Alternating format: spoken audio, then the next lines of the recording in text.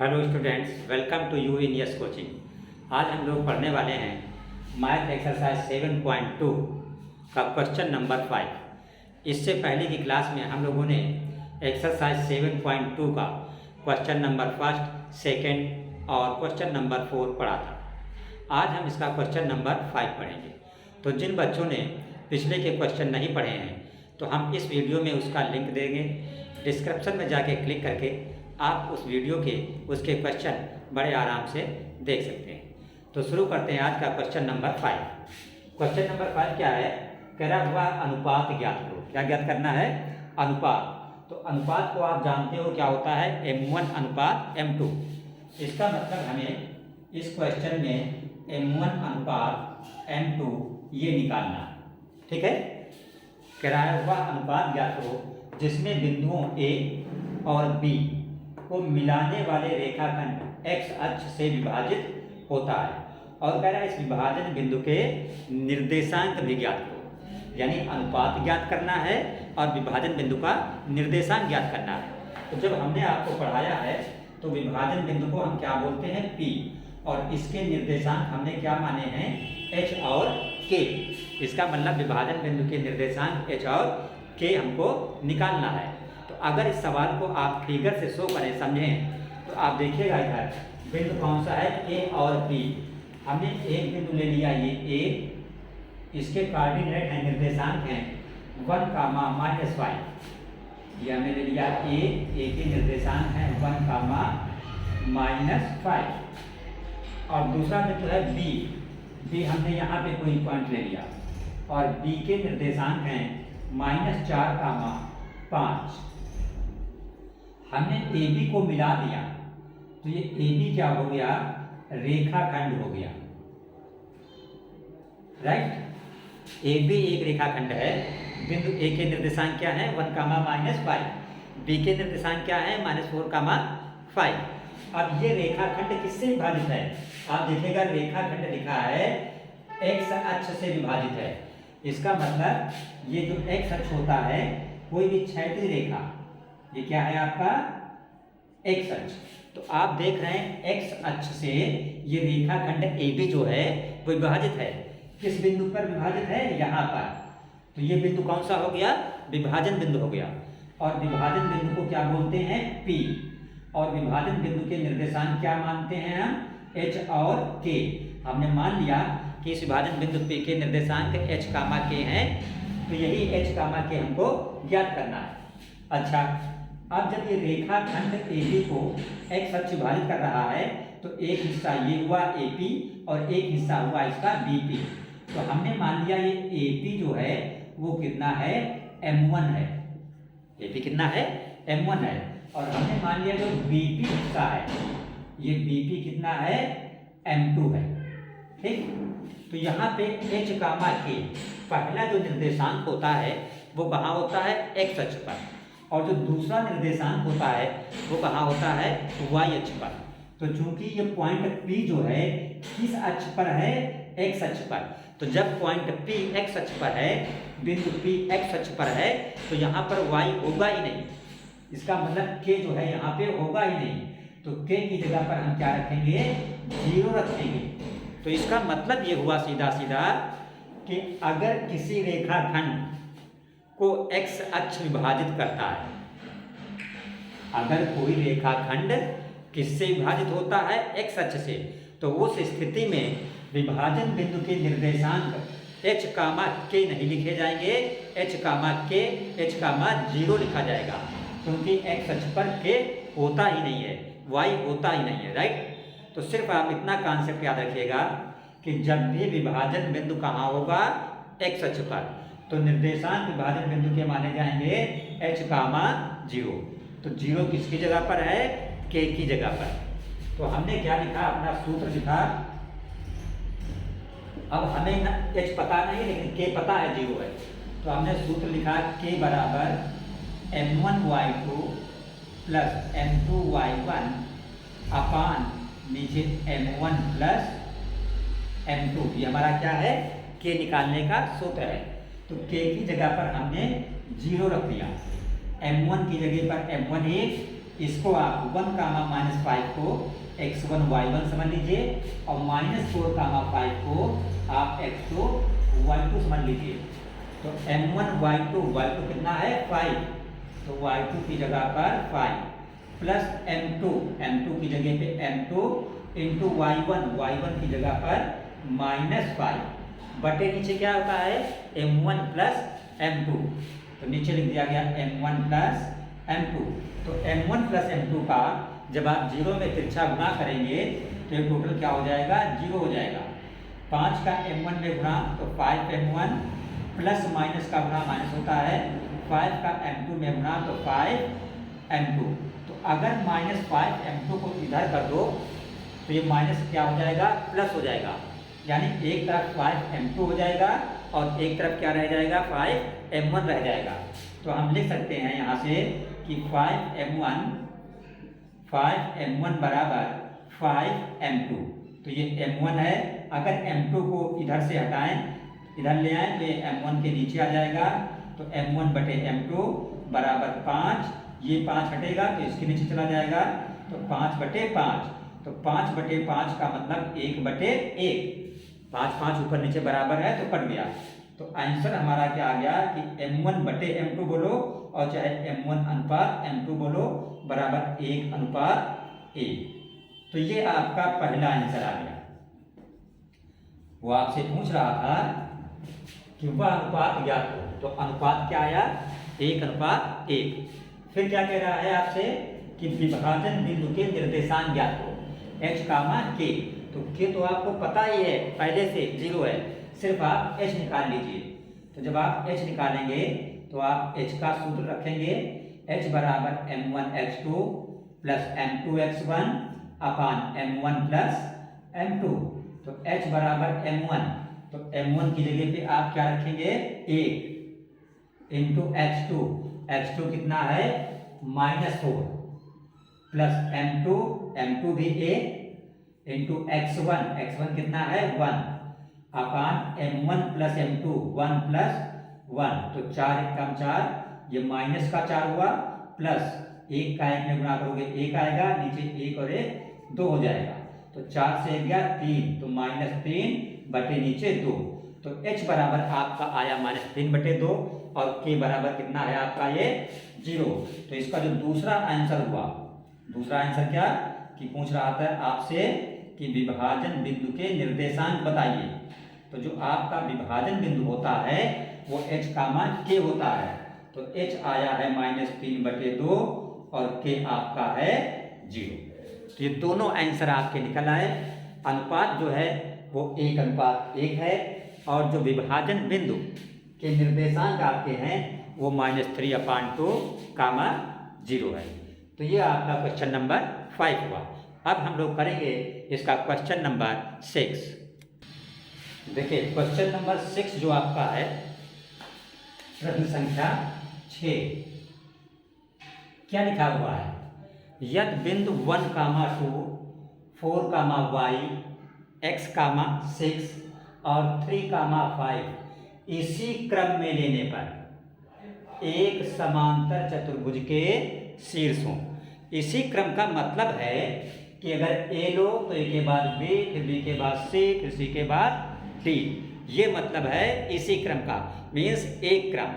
तो कह रहा इसी क्रम में लेने पर एक समांतर चतुर्भुज के क्या बनते हैं, समांतर चतुर्भुज के शीर्ष हों। तो कह रहा x और y ज्ञात कीजिए।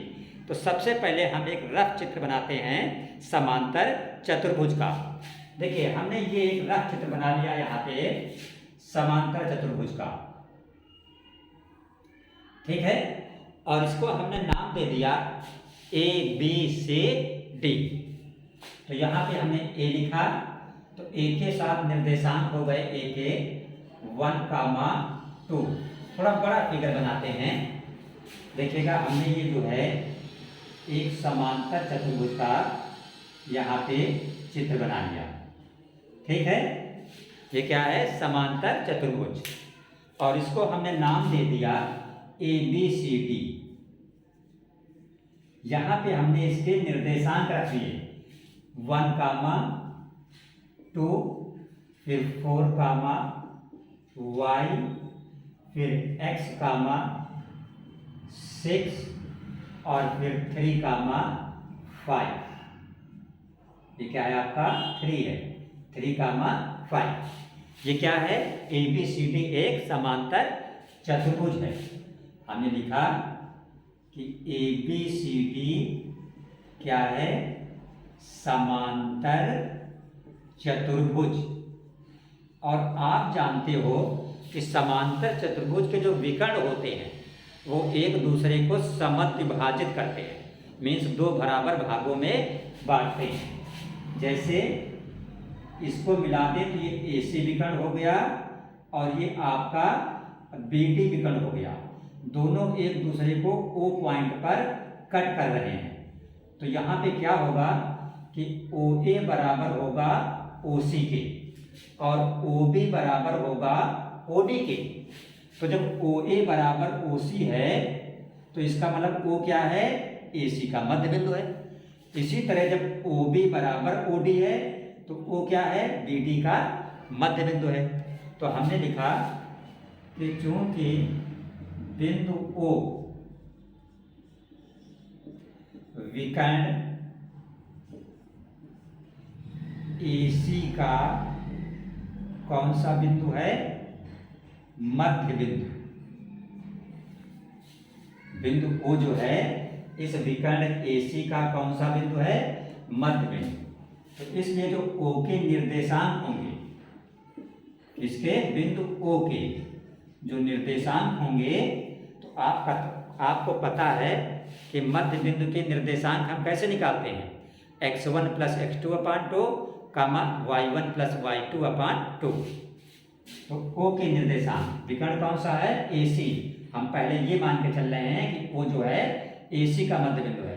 तो ये x1 y1 और ये x2 y2। तो x1 का मतलब 1 प्लस x2 का मतलब x/2 कामा y1 का मतलब 2 प्लस y2 का मतलब 6 और अपान नीचे 2। तो ये बराबर क्या हो गया 1 + x/2 कामा 6 और 2 आप ऐड करेंगे तो 8 होगा और 8 को 2 से जब आप भाग करेंगे तो कितना रह जाएगा 4। तो ये किसके निर्देशांक निकले बिंदु O के। अब हम बिंदु O के निर्देशांक निकालेंगे ये मान के कि ये BD का भी क्या होता है मध्य बिंदु है। फिर हमने लिखा बिंदु O विकर्ण BD का कौन सा बिंदु है मध्य बिंदु है। अतः बिंदु O के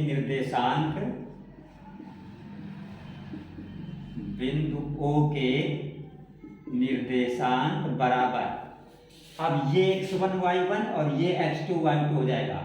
तो x1 + x2 यानी 4 + 3/2 कामा y1 + y2, y1 का मतलब y प्लस y2 का मतलब 5/2। तो ये 4 में 3 ऐड करोगे 7 हो जाएगा, 7/2 कामा y + 5/2।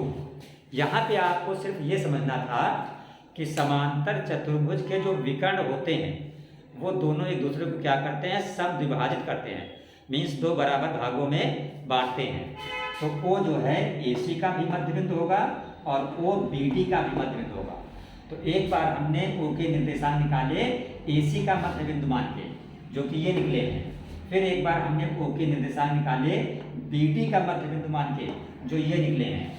अब आप जानते हैं कि ये किसके निर्देशांक हैं O के, और ये किसके निर्देशांक हैं A के O के। ये भी बिंदु O के निर्देशांक हैं और ये भी बिंदु O के निर्देशांक हैं। तो जब दोनों एक ही बिंदु के निर्देशांक हैं तो ये पहला बराबर होगा इसके पहले के और ये दूसरा बराबर होगा इसके दूसरे के। तो हमने लिख दिया 1 + x/2, इसलिए 1 + x/2 बराबर इधर क्या है 7/2। तो नीचे का 2 से 2 क्या हो जाएगा कैंसिल हो जाएगा। तो इधर बचा 1 + x = 7। तो x = 7, 1 उधर जाएगा तो -1, तो x बराबर क्या हो गया, 7 से 1 गया 6 हो गया, x आपका निकल आया। फिर क्या लिखेंगे इसी तरह, ये इसका दूसरा बराबर इसका दूसरा, यानी y + 5/2 y + 5/2 बराबर 4। तो y + 5 बराबर तिरछा गुणा कर दो, 4 2 जा 8, तो y बराबर 8 + 5 इधर ले जाओ तो -5, तो 8, तो y बराबर क्या हो गया, 8 से 5 घट गया तो कितना आ गया, 3 आ गया। तो बिंदु x 6 निकला और y कितना निकला, 3 निकला। ये हमारा क्या हो गया, आंसर हो गया।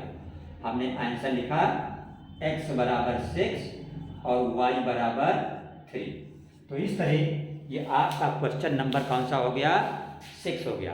अब हम लोग करेंगे क्वेश्चन नंबर इसका कौन सा, 7।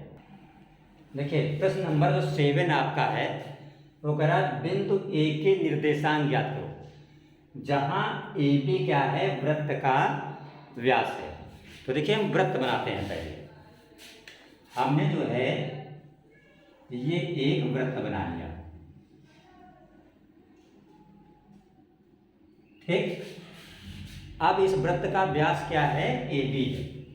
ये हमने मान लिया O इसका क्या है, केंद्र है। तो व्यास वो रेखा होती है जो केंद्र से होकर जाती है। ये हमारा हो गया AB। ये AB क्या हो गया, वृत्त का व्यास हो गया। वो बोल रहा है कि A के निर्देशांक ज्ञात करो। ये पॉइंट A है, इसके निर्देशांक हमने सपोज कर लिया है x1, y1। तो यही A के निर्देशांक हमें ज्ञात करना है। केंद्र 2, -3, केंद्र को हमने दिखाया है बिंदु O से, तो इसके निर्देशांक हैं 2, -3। और B के निर्देशांक हैं 1, 4। ये B पॉइंट है, इसके निर्देशांक है 1, 4, 1, 4। तो अगर ये x1, y1 है तो इसको आप x2 मान ले लीजिए और 4 को आप y2 समझ लीजिए। ये 1 क्या है, x2 हो गया, और 4 को हमने क्या मान लिया, y2 मान लिया। तो हमको x1, y1 का मान निकालना है। ये क्या है, आपका वृत्त का केंद्र है। तो आप जानते हो जो केंद्र होता है वो व्यास का क्या होता है, मध्य बिंदु होता है। इसका मतलब हमें ये मध्य बिंदु के निर्देशांक पता है, तो हम मध्य बिंदु का सूत्र लगाएंगे। तो हमने लिखा मध्य बिंदु के सूत्र से। तो मध्य बिंदु के जो निर्देशांक निकाले जाते हैं, तो जो पहला निर्देशांक है, पहला निर्देशांक कितना है, 2। और ये 2 निकला कैसे है, ये x1 + x2/2 से। जब भी आप मध्य बिंदु के निर्देशांक निकालते हैं तो सूत्र होता है x1 + x2/2, y1 + y2/2। तो 2 2 जा 2 दूना कितना हो गया, 4, बराबर x1 की जगह पर x1 ही रहने दीजिए, प्लस x2 कितना है, 1।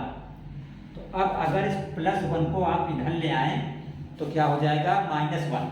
तो 4 से घटेगा 3 हो जाएगा, इधर क्या रह जाएगा, x1। तो इसका मतलब यहाँ से इट इम्प्लाइज दैट x1 बराबर आपका कितना हो गया, 3 हो गया। इस निशान का मतलब होता है इसका अर्थ है। इस निशान का मतलब क्या है, इसका अर्थ है। इंग्लिश में बोलते हैं इट इम्प्लाइज दैट। तो x1 = 3। अब दूसरा बिंदु क्या है, -3। तो ये दूसरा जो मध्य बिंदु का जो दूसरा निर्देशांक निकलता है वो निकलता है y1 + y2/2 से। तो 2 का 3 में गुणा कर दो, 2 3 6, तो ये हुआ -6 बराबर y1। y1 की जगह पे y1 ही रहेगा, प्लस y2 की जगह पर 4/, हाँ ये तो 2 से 3 को गुणा हो चुका है। तो अब +4 अगर आप इधर ले आओ तो क्या हो जाएगा, -4। तो -6 इधर पहले से है, +4 इधर ले आओ तो -4 हो गया, बराबर की जगह बराबर y1 की जगह पर y1। तो -6 -4, जब जोड़ोगे तो ये हो जाएगा माइनस का 10 बराबर y1। तो आपका x1 निकला 3 और y1 निकला -10। और ये क्या है x1 y1? ये बिंदु A के निर्देशांक है। तो आप आंसर में लिख दीजिए, यहाँ पे आंसर में आप लिख दीजिए बिंदु A 3, -10। तो इस तरह आपका क्वेश्चन नंबर 7 हो गया। अब अगली क्लास में हम आप लोगों को बताएंगे क्वेश्चन नंबर 8, 9, 10।